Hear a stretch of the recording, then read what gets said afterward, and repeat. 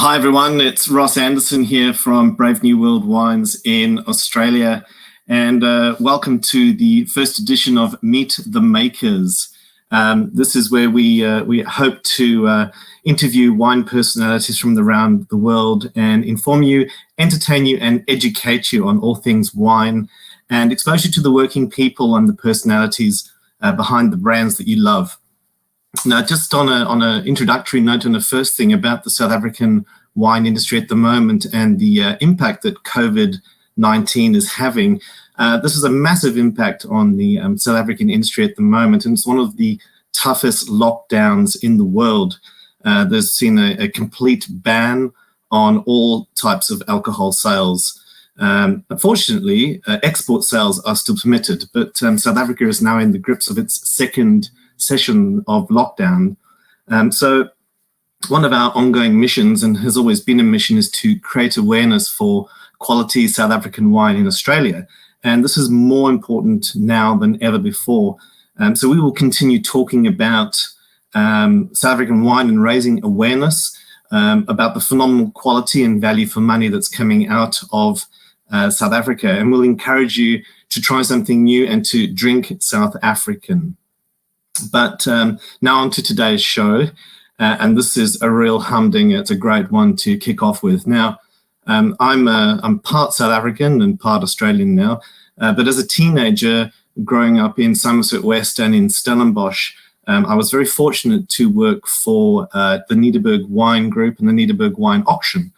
And I have very vivid memories in 1996 as a teenager, driving along the road between Somerset West and Stellenbosch on the way to Paarl every morning and back every afternoon, and I'd always drive past this estate, and it was memorable for there was these old cannons located outside the entry to Kanonkop, and it's definitely one of those estates that was always referred to by my peers with a certain reverence for the wines and the quality coming out of this estate.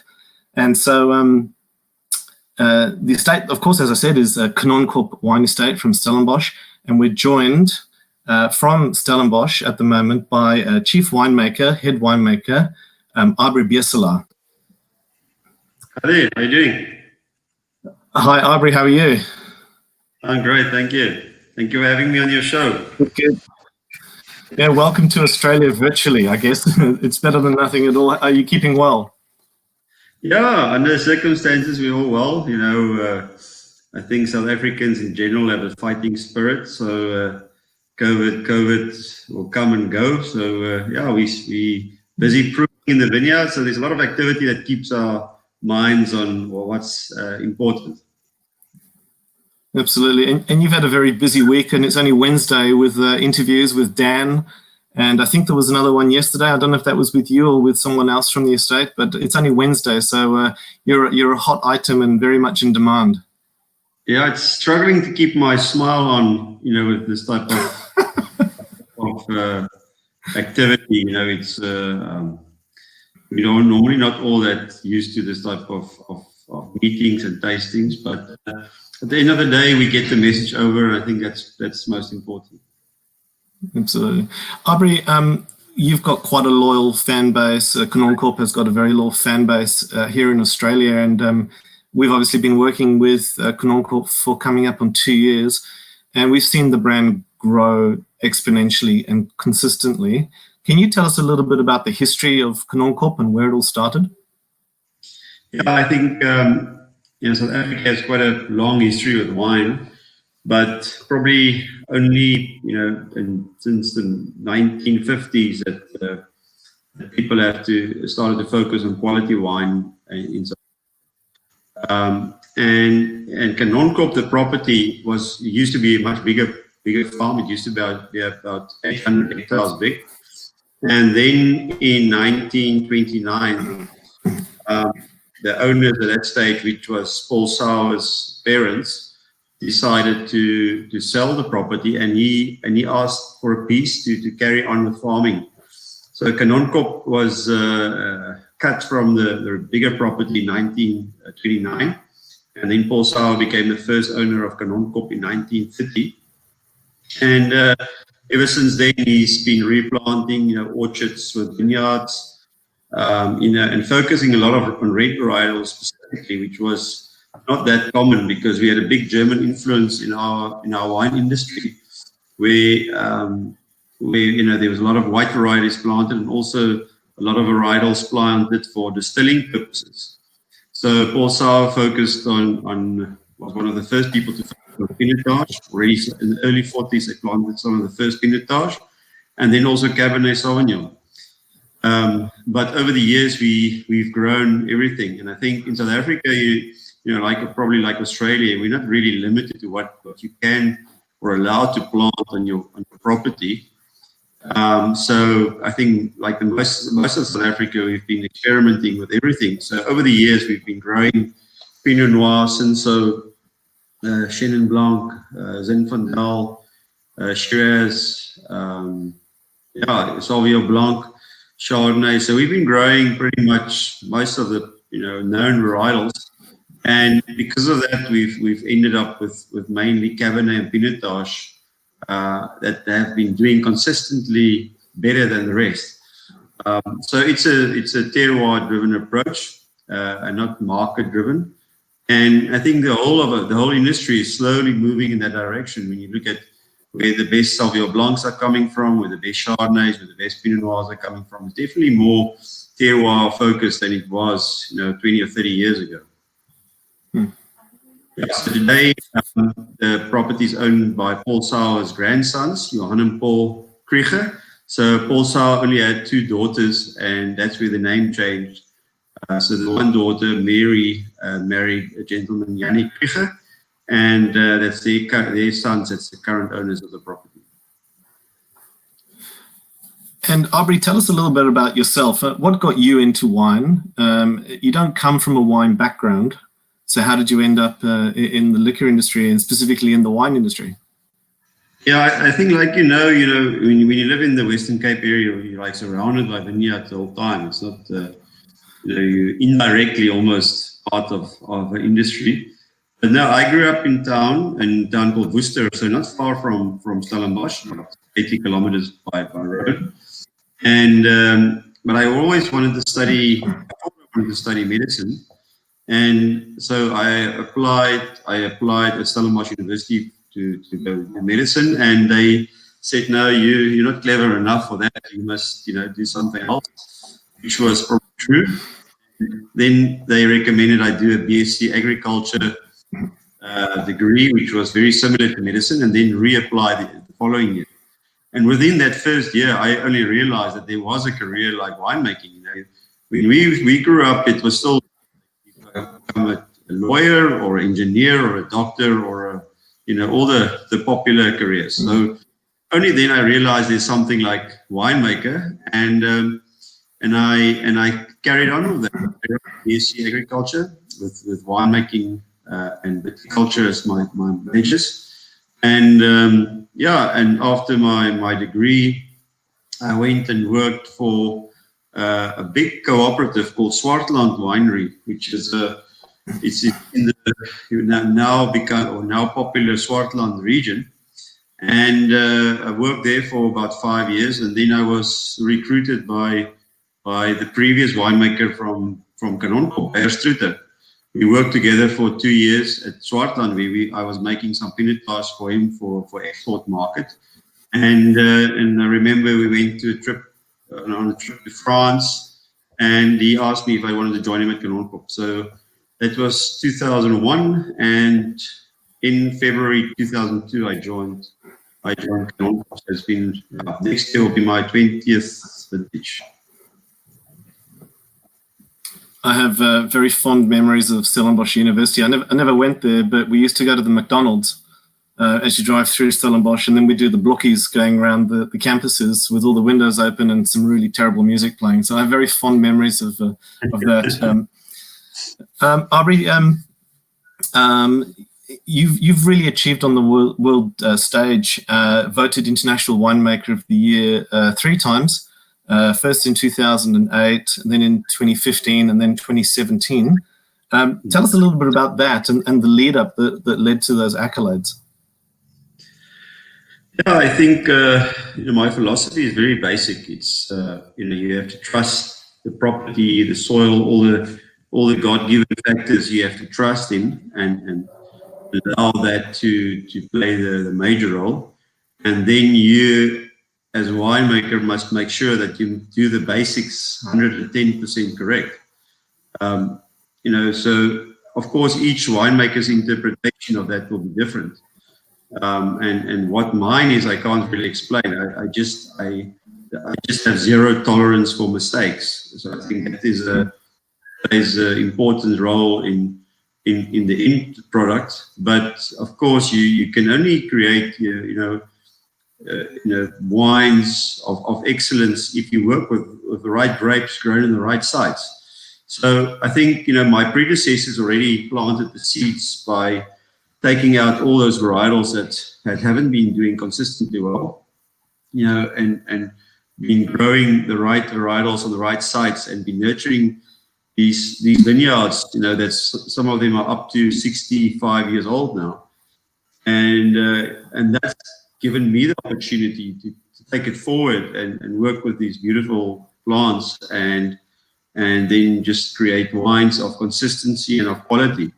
I think at Kanonkop also the focus, and that's also a luxury, I think, when it comes to winemaking, that owners are also, they give you all the opportunity to make the best possible wines. Our philosophy is it must be quality driven. We're not interested in volume. That is secondary to quality. So anything that can have a positive effect in quality, we are interested in, and that's what we try to how we better ourselves and what we focus on. So everything we do, everything that we use, everything that we touch must be focused on quality and consistency, and really giving our customers the best possible Kanonkop experience. And when you do a 20 or 30-year vertical now with Kanonkop wines, you actually see that, even through different winemakers, how the thread has been carrying on. And that is a really important part of quality, is also how consistent is that quality year after year, and style as well. So there's definitely some magic in the earth on that piece of terrain. Absolutely. It's... I think, like I said, we are blessed with fantastic soils, good vineyards, good climate. We're just far enough from the ocean that our day temperatures are slightly warmer. So we have a big change between day and night temperatures, which is also crucial for quality red wine. If you go another 5 kilometers in the direction of Paul, more inland, it becomes your night temperatures become like 2 or 3 degrees warmer. And if you go another 10-kilometer direction of the ocean, your day temperatures are cooler. So we are at a spot at the foothills of the Simonsberg where you have fantastic difference between day and night temperatures, which plays a crucial role in the style that we can create. Abrie, what have you got in your glass? I heard we are talking about the 2018 Cadet Pinotpalooza, so that's what I poured. I found something earlier on today which I thought we were out of stock of, but it was one that we opened with a when did we open this? This would have been a couple of months ago now. It's the 2013 Cabernet, and we opened it under Coravin, so it was in the Coravin test box, and it's drinking beautifully. I mean, the one thing I do love about your wines, and I've never seen it anywhere else, I don't know if people can see, but on the back of the label there's this graph, and it tells you all about the aging and the best drinking windows of these wines. I don't really see it on any other products ever, and it's always such a useful tool, I believe, and especially when we're doing trade shows in Australia and we're talking about Kanonkop, and we talk about the optimal drinking, and then we can prove it and we show the window. And I mean, this was the current release, the 2013 until recently. Was it 6 months ago? We're already on to 15 years in South Africa. Yeah. So just to, that wine will go through 2 years in barrel, and then at least 2 years in the bottle before we release it. And the reason for that is our Cabernets are, we're not trying to make a new world style Cabernet, as you can taste. It is very classic expression. And that type of wine needs time. Our Cabernets do need time to develop and really, show some of its secondary even characters, not only the youthful expression of Cabernet. And so it needs time. And when you look at Kanonkop wines in general, and you can take it from, even from the Cadet range through to the Paul Sauer, that all our wines have a certain ageability to them. I can age my second wine for 10 years without a problem. The wine will still keep developing. And one of the reasons for that is we use open top concrete fermenters that we do manual punch downs every 2 hours, 24 hours a day, which is, I think even for Australian standards, it's quite intense. And what that does is it really gets a lot of oxygen into the fermenting must. And I don't want to be too technical, but it gets a lot of oxygen into your fermenting must, and that helps to stabilize the color and the structure of your wine, so that your wines really are much more stable during the aging process, and it retains its freshness. So when you work more reductively, it's a lot of time you preserve some of the fruit, but your wine doesn't have the same phenolic stability compared to when you work much more oxidatively. So I don't want to be too technical, but these open top fermenters do really play an important role in the style of our wine, also the ageability of our wine.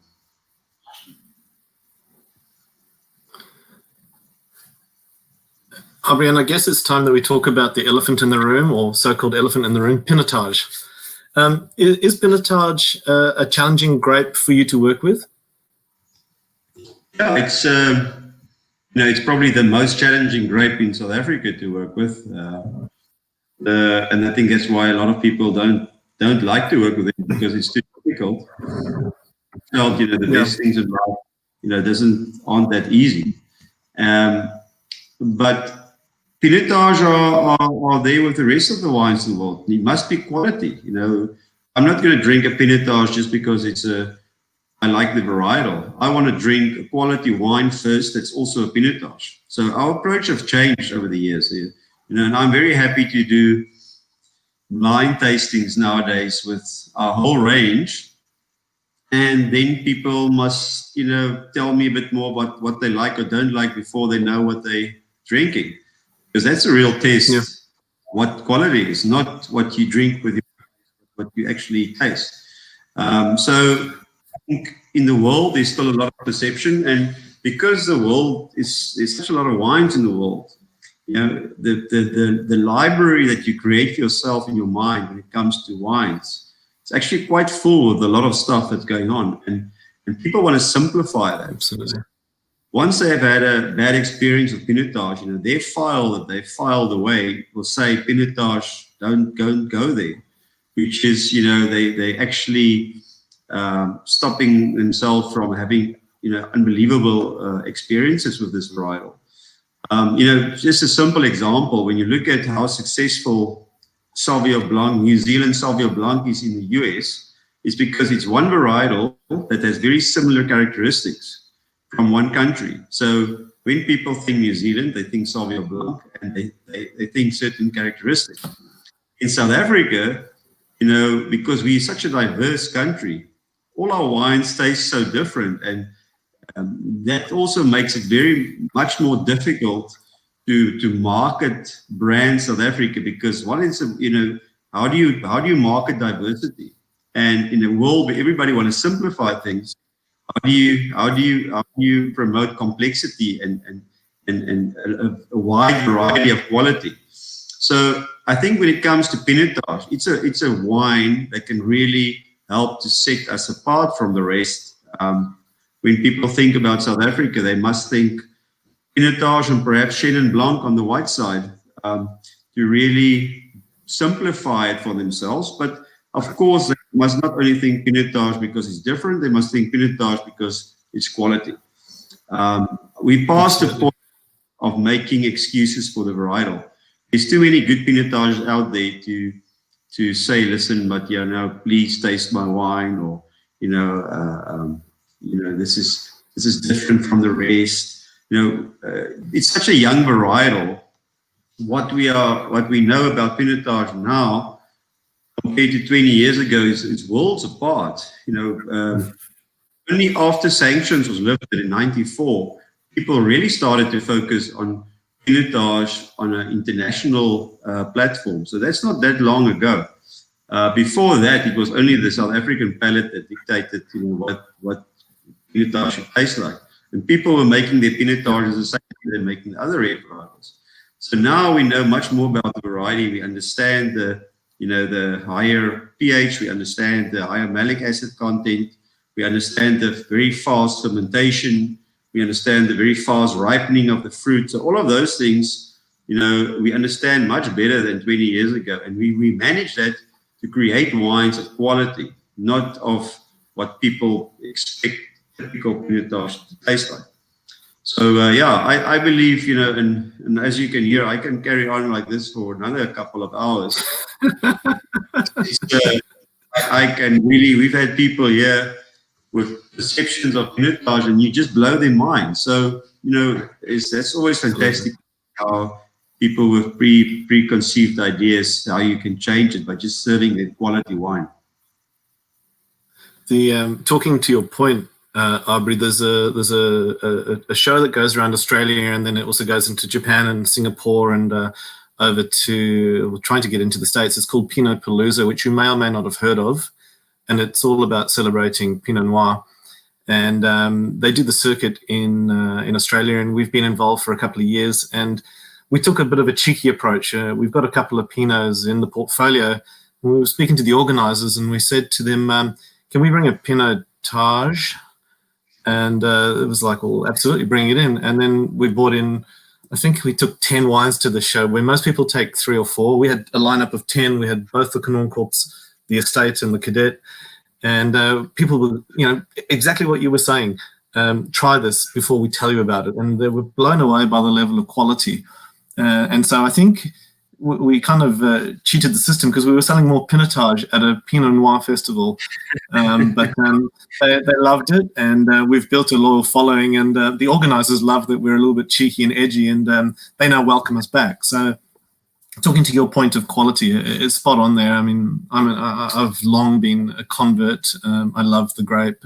It's part of our core discussion points. We are talking about Pinotage and Chenin Blanc as South Africa's flagship varietals, and we'll keep on message with this. I mean, obviously there's great wines made across the spectrum, Bordeaux blends of strong interest, Cabernet, Chardonnay, but Chenin Blanc and Pinotage. But getting on to the big announcement, the Paul Sauer 2015. Now, I found that one as well this morning. There was this voyage of discovery in the warehouse today. Here's one that we haven't opened, and I wish we had put the Coravin in this one, because I would have opened that one for sure tonight. This Paul Sauer Vineyard. What's the story about this Paul Sauer Vineyard? More magic than the other sites? Tell us a little bit about Paul Sauer. Yeah, so Paul Sauer, he was the first owner of Kanonkop. He was also a minister of forestry and agriculture and water affairs back in those days. So he was in government, and but he loved farming. To honor him, the first Paul Sauer was made in 1981 by my predecessor, Beerstruter. And it was only the third Bordeaux blend to come out of South Africa. So it's normally a blend of about 70% Cabernet, 15 Merlot, and 15 Cabernet Franc, and 100% new oak for 24 months. But I think the real magic is in the vineyards. Like I said, we have quite diverse, the property is quite diverse when it comes to soil, slopes, aspects, altitudes, and there's this very low-lying piece of land, the lowest lying piece on the property. And about 40 years ago, when the viticulturists recommended something to plant there, they said, but this is too poor to grow grapes. You must plant grazing and keep sheep on the land. That's what, you can't plant vineyards. So again, I think the perception of, quality soil for growing plants and quality soil for growing wine is still such worlds apart. So luckily, we weren't sheep farmers, and vineyards were planted. So you have your Cabernet, your Merlot, your Cab Franc, all planted next to each other. And this is the lowest lying part. So what I think is really interesting is that in the mornings, even in the summer, as you walk on the property and you walk, from this low-lying vineyard and you start to go up the hill, you actually feel the change in temperature. So there's an accumulation of cold air down at the bottom of the valley where this vineyard is. So it stays much cooler for much longer than the rest of the farm. So on the slopes, we mainly plant our pinotages and bush vines. And then on the lower lying parts, we plant our Cabernet Sauvignon. So, and this specific soil is really very shallow. So it's about 30 centimeters deep before you get to like a quite solid clay sublayer. And we had to ridge the soils just to give the roots a little bit more space to grow in. So this type of combination of Cabernet grown on this shallow soil in this type of cooler site on the property creates a wine of real, I think, fine structure and with elegance and with a much more perfumed expression than some of the other Cabernets we find on the property. So I think there's a certain balance in the vineyards because you don't have a massive root system. It also creates a much smaller canopy. And you can see that, it's quite significant to see that. And we always rate a vineyard to be in balance when you find that the plant stops growing around veraison. And this is what we get on this vineyard. So by default, we actually created, or my predecessors created, a vineyard of really high quality without knowing it. We were just planting another vineyard. So if you're interested in land in South Africa, go buy the poorest soils. It's very cheap. You're probably going to make that wine in the clubs. Yeah. Now, of course, Abrie, this wine, this 2015, will show it up again here.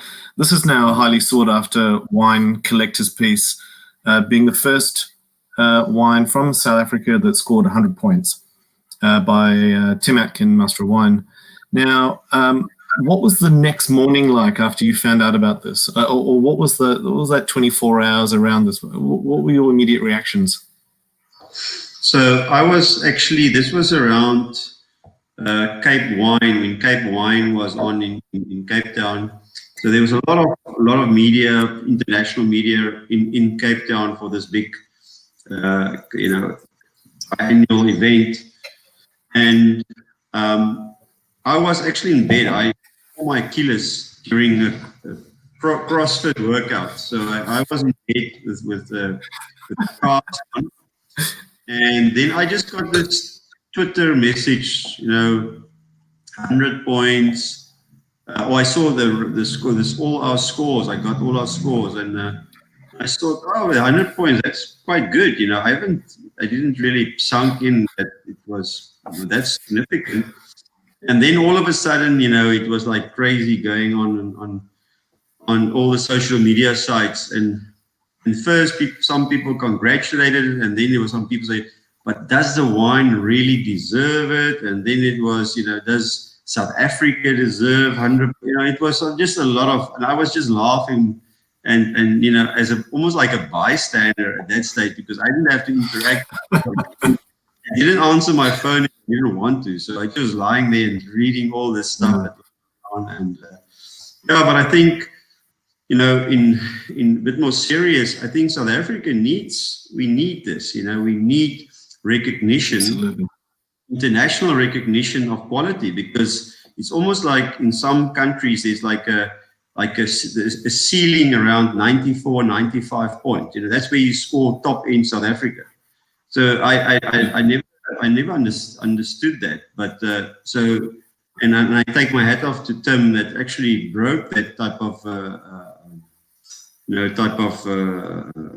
history of scoring wine and awarding 100 points. And then now, just recently, the Melanie also received 100 points by Neil Martin for the Oloresi sweet wine, which is fantastic. So hopefully, all of this will contribute to perception of quality in South Africa, because the French won't make the judgment of Paris mistake twice. So we don't have a platform really to compare ourselves with the best in the world, and only these critics can help us to get there. That and price, if we can lift price point, and we currently have this wine auction going on now, and it's going live on Sunday morning. It will be a live online auction that's called the Strauss and Co auction. Strauss, yeah. And these type of auctions are helping to push up the prices. So recently, I'm not sure what it relates to in Aussie dollars, but the 2015, which is still a young wine, sold for, I think, 32,000 Rand for 6 bottles. That's 5,000 Rand a bottle, which I still think is probably proper money in any terms. And that's $500. Yeah. So these type of that wine the 2015 you just showed. So these type of scoring high points and getting high prices will help to change perception about South African wine, and we need that desperately. In our industry, I think people, a lot of our winemakers and farmers have worked very hard to create quality, but we need that to be recognized on an international platform now.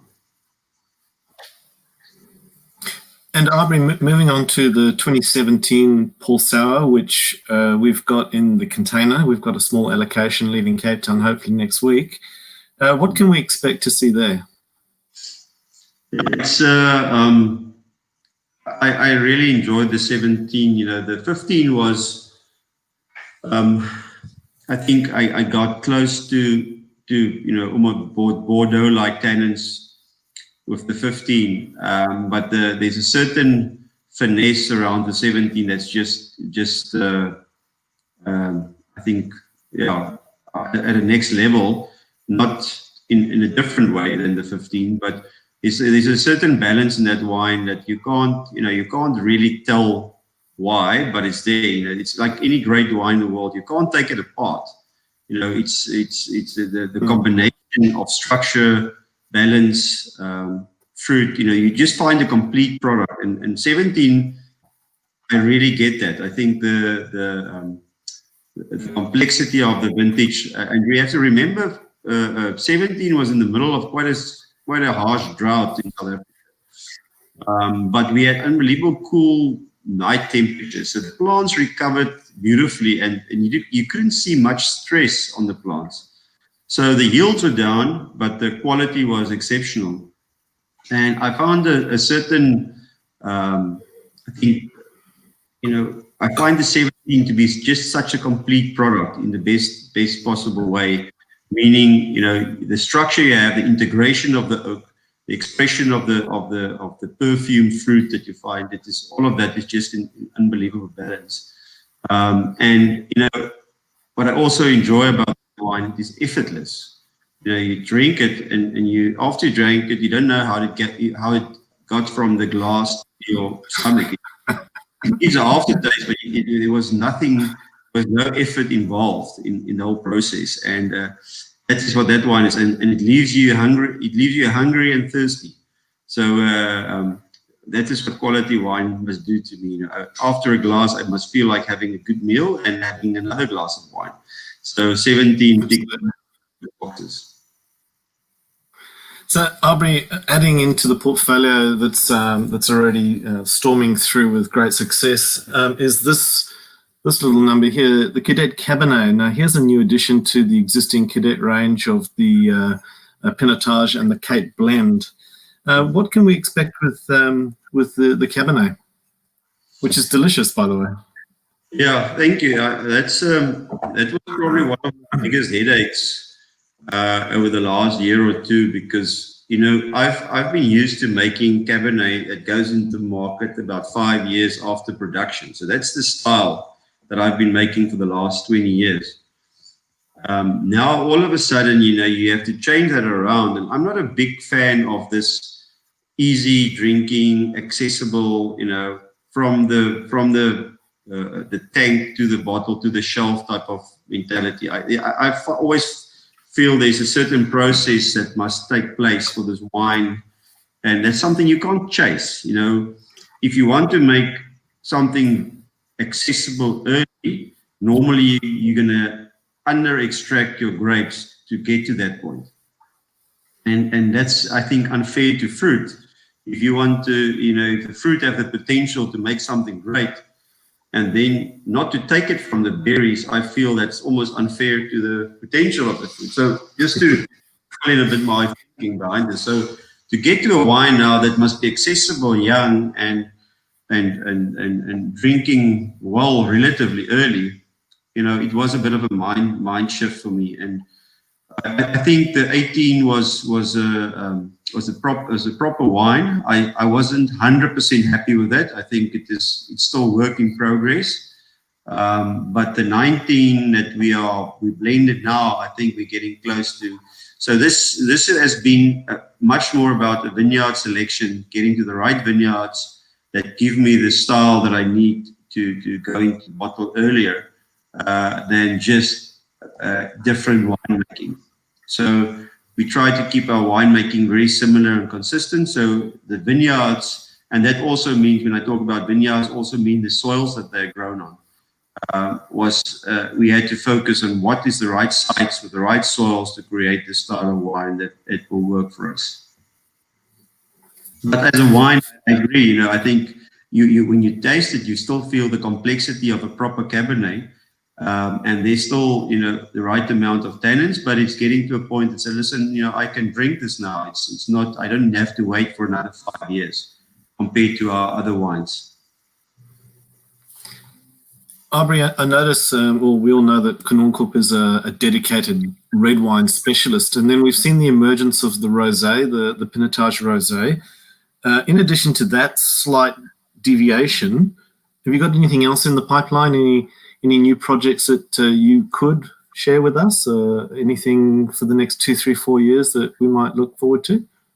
Or it's all hush-hush? No, there's nothing new. So more of the old.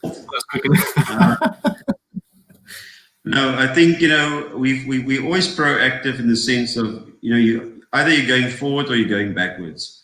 But yeah. I firmly believe that, you shouldn't just create interest by creating new things, because that's going to be, it's always temporarily. You have to create interest by quality and distinct expression from vintage to vintage. It's easy to create a new product. I can do 10 new products just on the top of my head, which is not difficult. And of course, that'll get media and that'll be interesting. But that's, if somebody tells me my wine is interesting, that's probably the biggest insult they can give me. Because what does it mean? Is it good or is it bad? There's a lot of interesting wines out there, but if I don't know what to tell you about your wine, I say, oh, this is an interesting wine. Geez, is it good or is it bad? Just tell me to my face. But so yeah, the rosé already started in 2010. So that's already a 10-year-old product. Since I've started here, when I started in 2002, we had the Cadet K blend, we had the Pinotage, Estate Pinotage, Estate Cabernet, and Estate Paul Sauer. So we added the black label. I'm not sure if you're getting any of the black label. The black label Pinotage. We would love to, but no. So we have the black label Pinotage that the 2006 was the first vintage, and then we had the Cadet Rosé 2010. Then 2012 Cadet Pinotage, and then 2018 the Cadet Cabernet. So all the growth have been in the Cadet range because we utilize all the estate fruit already for the top end stuff on Kanonkop. So the only way we could grow was to buy in fruit, and that's what's going into the Cadet. But still in a very focused and I think quality-driven way. We've appointed a dedicated viticulturist to look after all the vineyards that we buy in. So as we are speaking, she's going from farm to farm, looking at how the pruning is going, looking, discussing methods and focusing on quality. So there's no all the step of the way we try to control the quality as best as possible. Abrie, tell us about your favorite wine memory. Geez, there's a lot of good memories. I think a lot of my best wine memories is also related to events and people, and not just specific wine. The one that was quite significant was in 2001. When before I even joined Kanonkop, we went on this trip to France, and we got invited to Pichon Comtesse to go for a tasting, and so that was a 10-year vertical of Pichon wines. And and I was there just with the right people, the right atmosphere, just the right everything. So that was for me unbelievable experience. And I think still today I find resemblances in some of Kanonkop wines and some of the Pichon wines, which is always a nice. It's always nice to pick up some similarities. For all the music lovers in listening or will listen to this in the future, what are you listening to at the moment? What music are you listening to? I've got quite a wide liking music, from depends on the mood, but the last couple of months I've been listening a lot to Bruce Springsteen again, and so he's I think a guy that has his music. It's not only just about music, but it's also about stories and his history and growing up, and so there's a lot of stuff I can relate to in his music, and I think he's a great musician. Yeah, absolutely. Just getting back on topic again, Abrie, what's the state of play in South Africa in your view, given what's happening in the world at the moment with COVID? How do you think that's going to impact the industry? I think our industry has always been fighting an uphill battle, in the sense of, we don't get much support when you compare, the Australian industry compared to South Africa. We don't get much support from government. Everybody has to fight their own little battle. I think, even now during COVID, there was no, about a week or two ago, when they reinstated the lockdown, that wasn't even related to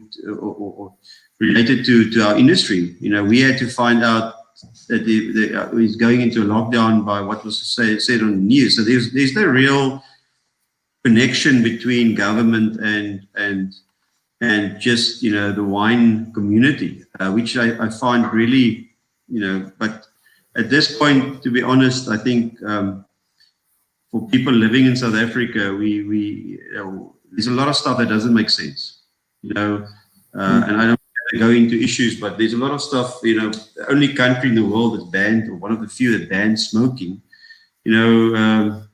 smoking and alcohol, and there's a lot of the stuff isn't based on anything. It's just like, let's suck our thumbs around the table and get and decide on what we want to lock down or open up or So I think it is. We don't understand. I think when you talk to South Africans in general, we don't know what the hell these guys are thinking, and perhaps they don't care to explain to us. So how that's going to play out, how long the lockdown is going to carry on. There's a lot of farmers that will have to close down, unfortunately. So and then afterwards, the government expect us to create employment.